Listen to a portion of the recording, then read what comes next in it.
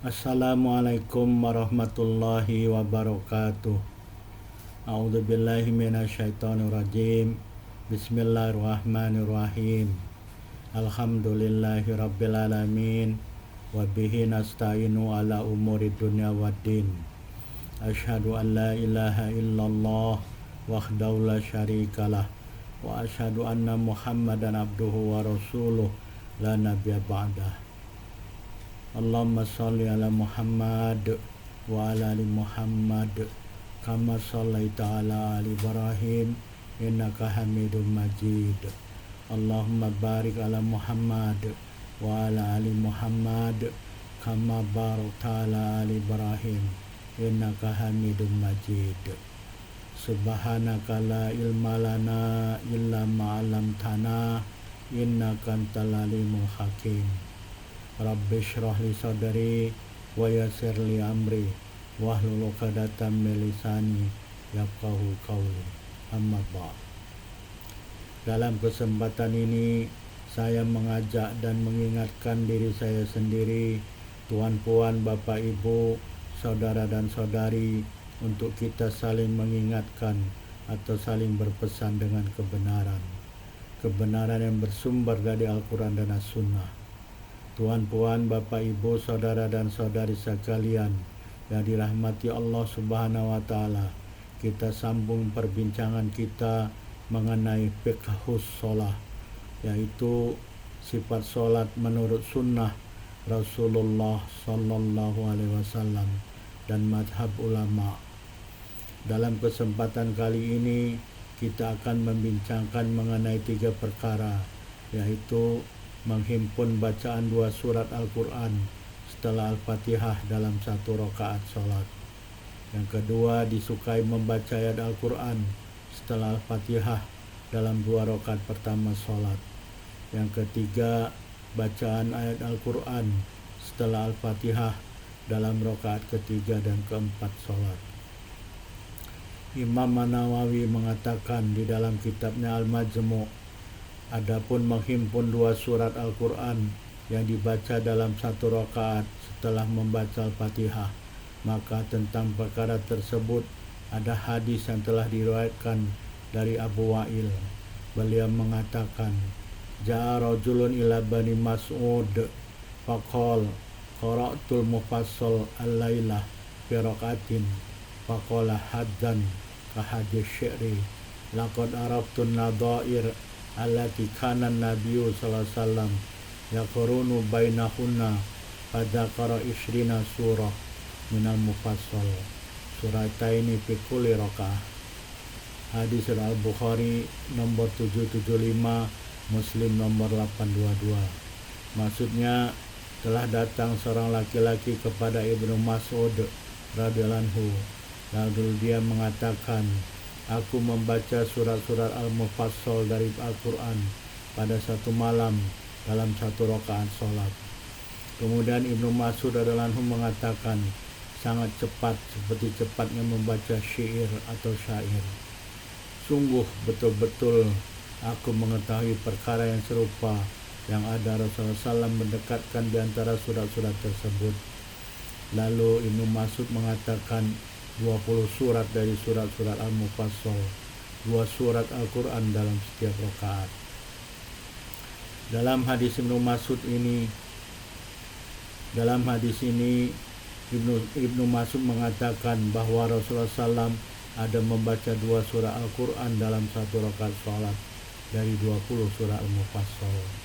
Dalam hadis dari Abu Dawud telah diriwayatkan an Al-Qamah wal Aswad, dari Al-Qamah dan Al-Aswad, kedua-duanya mengatakan, atabana Mas'udin rajul faqal inni aqra'ul mufassal fi rakaah faqala ahaddan ka hadis syi'ri wa nasran kana sidaqal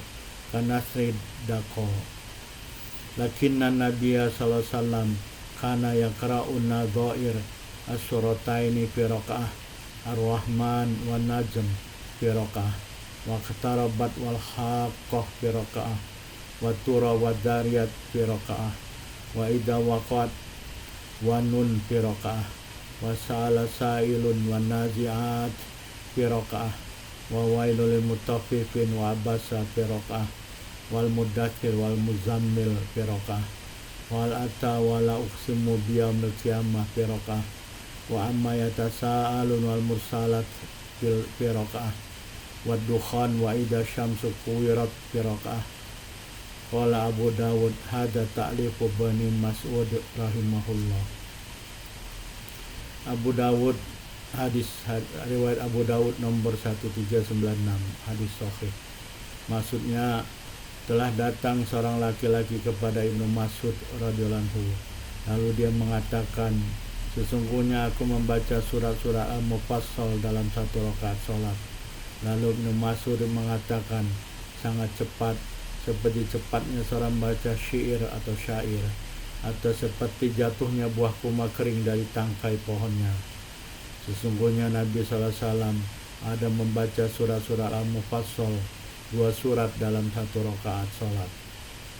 Surat Ar-Rahman dan surat An-Najm dalam satu rakaat, surat Al-Qamar dan Al-Haqqah dalam satu rakaat, surat At-Tur dan Az-Zariyat dalam satu rakaat, surat Al-Waqi'ah dan Al-Qalam dalam satu rakaat, surat Al-Ma'arij dan An-Nazi'at dalam satu rakaat, surat Al-Mutaffifin dan Abasa dalam satu rakaat, surat Al-Mudaththir dan Al-Muzammil dalam satu rakaat, surat Al-Insan dan Al-Qiyamah dalam satu rakaat, surat Naba dan Al-Musalat dalam satu rakaat, surat Dukhan dan At-Takwir dalam satu rakaat.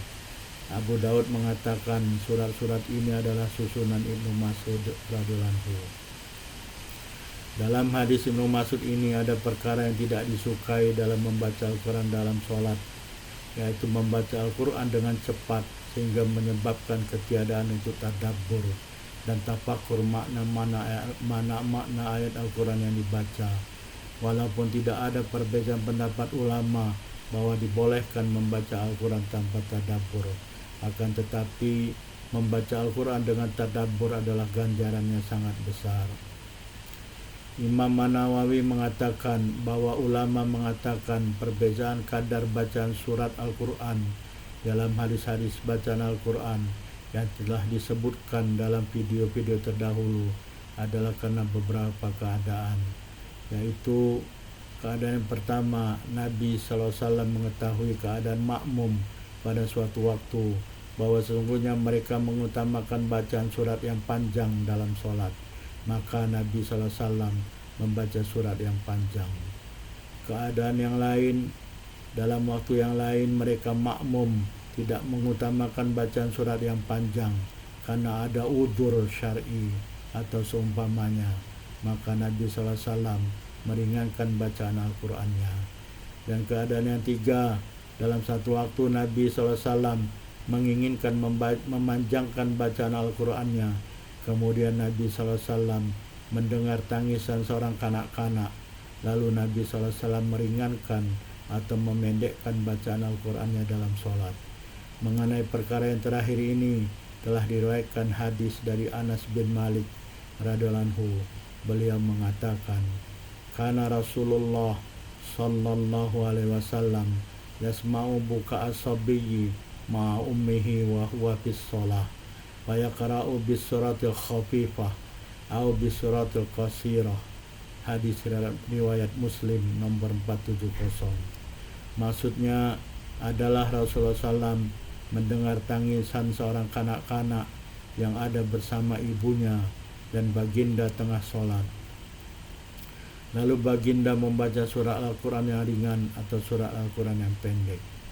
Dalam riwayat lain dari Anas bin Malik radhiyallahu anhu, beliau mengatakan, qala Rasulullah sallallahu alaihi wasallam, inilah adkhulus shalah uridu itolataha fa asma'u buka asabiyyi fa ukhaffifu min syiddati wajdi ummihi bih. Hadis riwayat Muslim nomor 470, Al-Bukhari nomor 709. Maksudnya Rasulullah SAW bersabda, sesungguhnya aku betul-betul masuk ke dalam sholat yang aku ingin memanjangkan sholat tersebut dengan memanjangkan bacaan Al-Quran. Lalu aku mendengar tangisan seorang kanak-kanak, maka aku meringankan sholat tersebut karena bersangat dan sedihnya atau sibuknya ibunya dengannya. Imam An-Nawawi mengatakan surat Al-Quran disebut dengan surat Al-Mufassal karena banyaknya pemisah di antara dua surat, dan surat terakhir dari surat Al-Mufassal adalah surat ke-114 yaitu surat An-Nas. Manakala tentang awal surat Al-Mufassal ada beberapa pendapat. Ada yang berpendapat awalnya adalah dari surat Al-Qital, ada yang mengatakan dari surat Al-Hujurat, dan ada yang mengatakan dari surat Qaf. Adapun disukai membaca surat Al-Quran dalam 2 rakaat pertama sholat, Imam Asy-Syafi'i dan kalangan ulama Asy-Syafi'i mengatakan disukai bahwa imam dan orang yang sholat munfarid setelah membaca Al-Fatihah membaca sesuatu dari Al-Quran di dalam sholat subuh dan dalam 2 rakaat pertama sholat wajib yang lainnya. Tercapai perkara disukainya dengan membaca suatu ayat dari Al-Quran. Akan tetapi membaca satu surat yang sempurna adalah lebih utama. Oleh karena itu, membaca surat Al-Quran yang pendek lebih utama daripada membaca ayat-ayat dari surat Al-Quran yang panjang, tetapi tidak dalam satu surat. Karena sesungguhnya apabila seseorang membaca sebahagian ayat-ayat dari surat Al-Quran yang panjang, mungkin dia berhenti pada tempat yang bukan tempat berhenti. Dengan perkara demikian, dia mungkin memutus kalamullah subhanahu wa ta'ala yang bersambung dan tersusun sempurna. Sesungguhnya perkara memutus kalamullah yang bersambung dan tersusun sempurna dikhawatirkan atau ditakutkan berlaku. Ada ulama mengatakan disukai membaca dalam sholat subuh dengan surat Al-Mufassal yang panjang seperti surat Al-Hujurat dan surat Al-Waqiah. Dalam sholat zuhur dengan surat Al-Quran yang mendekati surat-surat tersebut. Dalam sholat asar dan isya dengan surat Al-Quran yang sederhana panjangnya. Dalam sholat maghrib dengan surat Al-Quran yang pendek. Apabila seseorang menyalahi dan membaca dengan surat Al-Quran lebih panjang atau lebih pendek, perkara tersebut dibolehkan. Dalilnya adalah hadis-hadis yang telah disebutkan terdahulu dalam video-video sebelumnya. Ulama telah sepakat bahwa sesungguhnya disunnahkan bagi imam dalam sholat subuh dalam sholat subuh hari Jumat untuk membaca surat As-Sajdah dalam rakaat pertama dan surat Al-Insan dalam rakaat kedua. Perkara ini telah disebutkan dalam video terdahulu dalam hadis sahih, dan imam membaca kedua-dua surat tersebut dengan sempurna. Dalam rakaat pertama membaca surat As-Sajdah, di dalamnya ada ayat sajadah, dan imam sujud tilawah bersama makmum. Imam An-Nawawi mengatakan perbedaan hadis-hadis dalam kadar bacaan surat Al-Quran adalah karena berbagai keadaan. Seseorang boleh membaca dengan menghimpun 2 surat Al-Quran atau lebih dalam satu rakaat karena hadis yang telah disebutkan tadi. Kalangan kami berpendapat, kata Imam An-Nawawi, perkara yang disunnahkan adalah bahwa seseorang membaca atas tertib Al-Quran, tertib mushaf Al-Quran yang berterusan seperti susunan surat-surat Al-Quran dalam mushaf Al-Quran. Apabila seseorang membaca dalam rakaat pertama satu surat Al-Quran, maka dia membaca dalam rakaat kedua surat Al-Quran yang datang setelah surat pada rakaat pertama. Al-Mutawali mengatakan, kalau seseorang membaca dalam rakaat pertama surat An-Nas misalnya, maka dia membaca dalam rakaat kedua awal surat Al-Baqarah. Jika seseorang membaca dalam rakaat pertama satu surat Al-Quran, lalu di rakaat kedua membaca surah Al-Quran yang sebelum surat pada rakaat pertama, maka sesungguhnya dia telah menyalahi keutamaan, dan untuk perkara tersebut tidak ada kesalahan baginya. Adapun membaca surat Al-Quran dalam rakaat keempat, rakaat ketiga dan keempat dalam sholat, Imam Asy-Syirazi mengatakan, jika ada sholat lebih dari 2 rakaat, maka apakah seseorang membaca surah Al-Quran pada rakaat yang lebih dari 2 rakaat, yaitu rakaat ketiga dan rakaat keempat? Mengenai perkara ini ada dua pendapat. Pendapat pertama yaitu pendapat lama Imam Asy-Syafi'i adalah tidak disukai karena hadis yang diriwayatkan oleh Abu Qatadah radhiyallahu anhu, beliau mengatakan anna nabiyya sallallahu alaihi wasallam kana yaqra'u fi raka'atainil ulayain minadh dhuhri wal asr bi Fatihatil kitab wa suratin wa yusmi'unal ayah ahyanan wa yaqra'u fi raka'atainil ukhrayain bi Fatihatil kitab.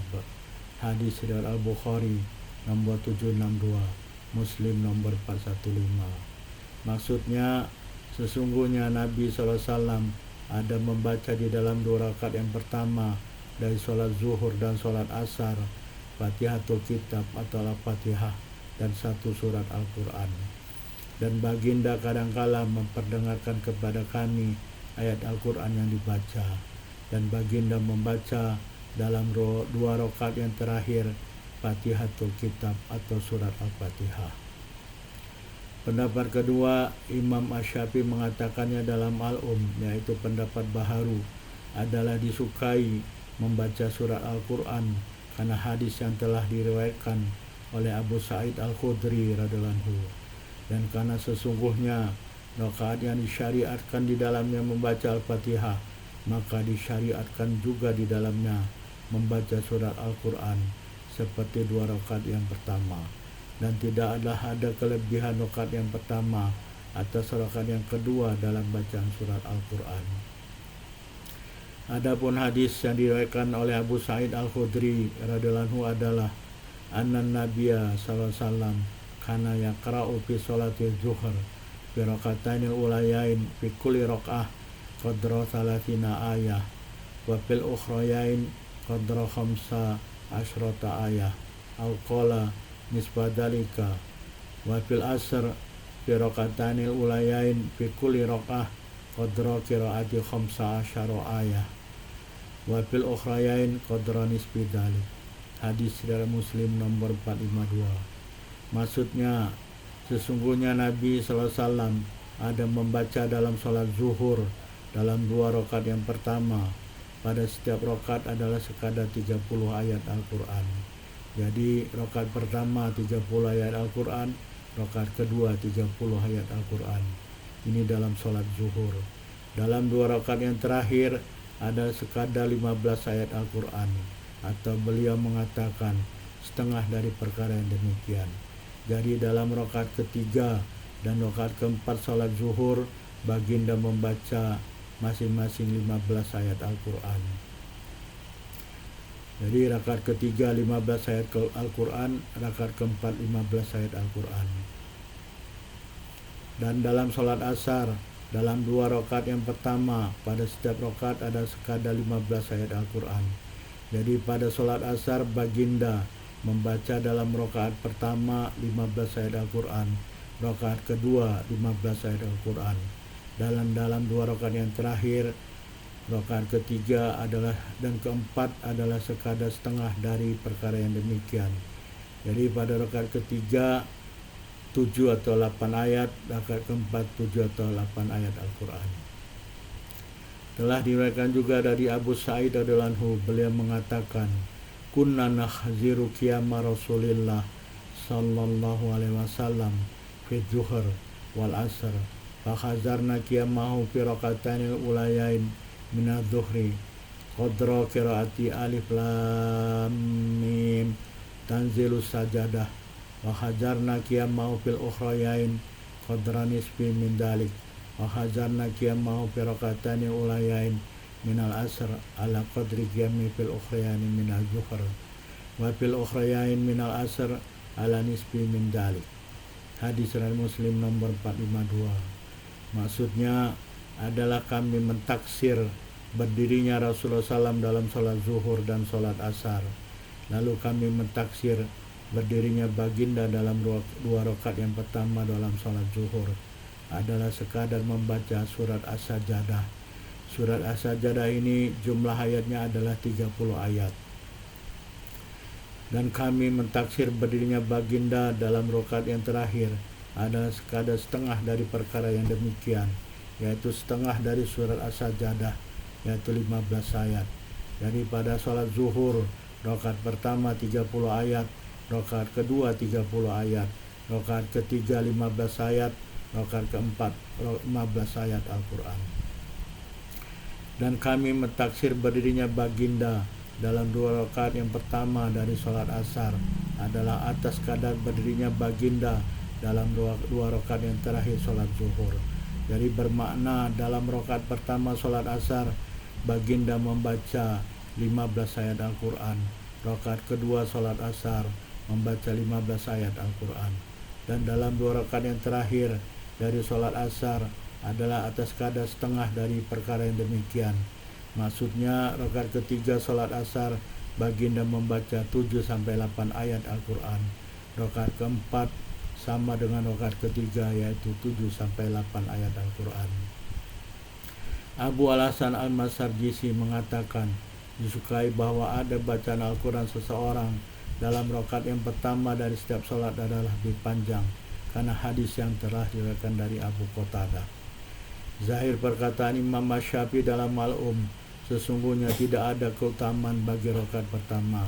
Hadis yang telah kami riwayatkan dari Abu Sa'id Al-Khudri radhiyallahu anhu dan hadis Abu Qatadah mengandungi bahwa seorang membaca Al-Quran lebih panjang pada rakaat pertama. Imam An-Nawawi mengatakan maksud Rasulullah SAW memperdengarkan bacaan ayat Al-Quran kadangkala adalah bahwa perkara ini membawa kepada sesungguhnya Rasulullah SAW bersangatan dalam mentadabburi ayat Al-Quran sehingga menyebabkan baginda memperdengarkan bacaan Al-Quran tanpa ada maksud tertentu, atau sesungguhnya baginda berbuat demikian untuk menjelaskan bolehnya memperdengarkan bacaan Al-Quran, untuk menjelaskan bolehnya memperdengarkan bacaan Al-Quran dalam sholat yang tidak terdengar bacaan Al-Qurannya, dan bahwasanya tidak batal sholatnya dan tidak perlu melakukan sujud sahwi. Jadi kalau melihat hadis ini dalam sholat zuhur dan sholat asar baginda kadang-kadang memperdengarkan bacaan Al-Qurannya dan baginda tidak sujud sahwi dan sholat pun tidak batal, atau untuk memberitahu bahwa baginda membaca ayat atau surat Al-Quran, atau bahwa sesungguhnya baginda membaca surat tertentu dari Al-Quran. Imam An-Nawawi mengatakan adapun hukum apakah disunahkan membaca surat Al-Quran dalam rakaat ketiga dan keempat dalam sholat. Tentang perkara ini ada 2 pendapat masyhur. Pendapat pertama, pendapat lama Imam Asy-Syafi'i adalah tidak disunahkan. Abu Atib mengatakan Al-Buwaiti dan Al-Muzani telah menukilnya dari Imam Asy-Syafi'i. Pendapat kedua adalah disunnahkan, dan pendapat ini dinaskan oleh Imam Asy-Syafi'i dalam Al-Um. Pendapat ini adalah pendapat baharu Imam Asy-Syafi'i dan telah menukilnya Abu Hamid dan pengarang kitab Al-Hawi. Kalangan ulama Asy-Syafi'i telah berbeza pendapat tentang pendapat yang paling sahih dari kedua-duanya. Kebanyakan ulama Al-Iraqiyun mengatakan paling sahih adalah disunahkan. Sebagian orang yang mensahihkannya adalah Abu Hamid Al-Muhammili, pengarang Al-Iddah, Nasrun Al-Maqdisi, dan Asy-Syashi. Sebagian ulama telah mensahihkan ketiadaan disunahkannya. Pendapat inilah pendapat paling sahih, dan termasuk orang yang mensahihkannya adalah Abu Ishaq Al-Marwazi, Imam Al-Haramain Al-Ghazali. Amalan ini adalah atas pendapat lama Imam Asy-Syafi'i. Ar-Rafi'i mengatakan bahwa kebanyakan ulama telah menfatwakan dengan pendapat lama ini. Mereka menjadikan satu masalah dari banyak masalah yang difatwakan dalam masalah tersebut atas pendapat lama Imam Asy-Syafi'i. Imam An-Nawawi mengatakan perkara ini bukan pendapat lama sahaja, malahan bersamanya 2 nas dalam pendapat baharu sebagaimana telah dihikayatkan dari Abu Atib. Kalangan kami telah sepakat atas sesungguhnya apabila dikatakan tentang bacaan surat Al-Quran dalam rakaat ketiga dan keempat, maka adalah ia lebih ringan atau lebih pendek dari rakaat pertama dan kedua. Perkara ini berasaskan hadis Abu Sa'id Al-Khudri radhiyallahu anhu yang telah disebutkan tadi. tentang apakah pada rakaat pertama bacaan surah Al-Quran lebih panjang daripada rakaat kedua dalam setiap sholat. An-Nawawi mengatakan ada dua pendapat tentang perkara ini. Pendapat pertama adalah tidak memanjangkannya. Ini adalah pendapat kebanyakan ulama. Pendapat kedua adalah disukai memanjangkannya karena hadis Abu Qatadah. Abu Atib mengatakan pendapat yang sahih adalah bahwa seseorang memanjangkan bacaan Al-Quran pada rakaat pertama dari setiap sholat. Bahkan dalam sholat subuh sangat disukai untuk memanjangkan bacaan Al-Quran. Beliau mengatakan ini adalah pendapat Muhammad bin Ali Al-Masarjisi. Secara am kalangan kami di Khurasan, Ats-Tsauri dan Muhammad bin Al-Hasan. Abu Hanifah mengatakan disunnahkan yang demikian khususnya hanya pada sholat subuh. Untuk sholat yang lain seimbang di antara kedua-dua rakaat. Imam Nawawi mengatakan kalangan ulama Asy-Syafi'i Al-Iraqiyun mengatakan disukai memanjangkan bacaan Al-Quran dalam rakaat pertama karena dinaskan dalam Al-Um. Pendapat yang sahih adalah disukai memanjangkan bacaan pada rakaat pertama sebagaimana dikatakan oleh Abu Atib. Abu Bakar Al-Baihaqi telah sepakat dengan pendapat tersebut. Bagi orang yang masbuk 2 rakaat dari sholat 4 rakaat, Imam Asy-Syafi'i telah menaskannya. Sesungguhnya yang masbuk membaca Al-Fatihah dan 2 surat Al-Quran. Imam Nawawi mengatakan Abu Muhammad Al-Juwaini mengatakan dalam kitabnya At-Tabasyirah, jika imam meninggalkan bacaan surah Al-Quran dalam 2 rakaat yang pertama, maka jika mungkin bagi makmum membacanya sebelum imam melakukan ruku. Dengan perkara demikian, maka tercapai bagi makmum keutamaan membaca surah Al-Quran.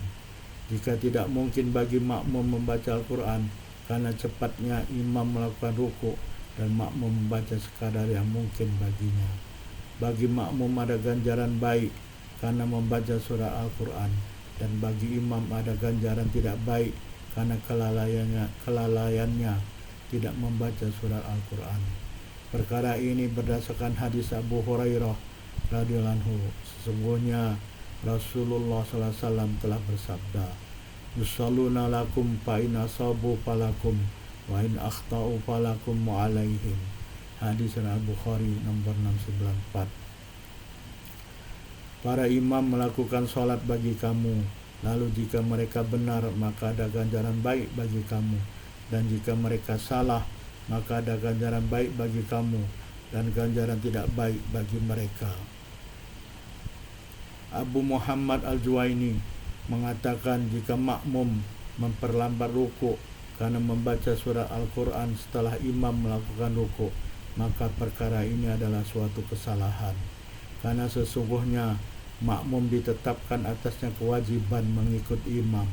Apabila imam sholat telah membungkuk untuk rukuk, maka tidak boleh bagi makmum bahwa dia sibuk dengan perbuatan sunat dan berpaling dari perbuatan wajib untuk mengikut imam.